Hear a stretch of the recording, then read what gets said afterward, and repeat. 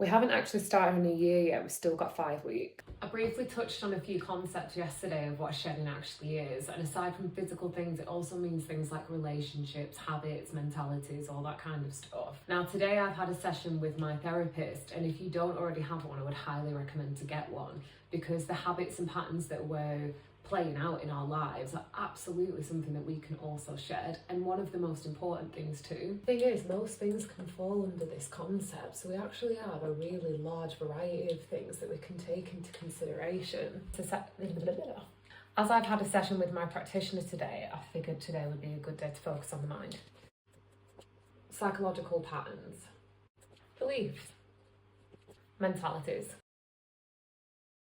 Now, for this one specifically, this is why I highly recommend getting some kind of practitioner or therapist, because doing this kind of stuff yourself, while it is possible, it does really lift a lot of the responsibility. And this is one of those situations where less equals more, because the less responsibility, the more mental space we have to actually do the work. In the interest of modelling vulnerability, I'm going to share a little bit about my session today in the hopes that it inspires you to do the same. The great thing about having a practitioner that can guide you through different things like parts work, also known as chair work, is that it helps you bring forth aspects of your psyche that you didn't know were there and otherwise may not have understood. So in my session today, I was able to recognise that I had a part of me that was actually really, really fearful of moving forward into that horse energy.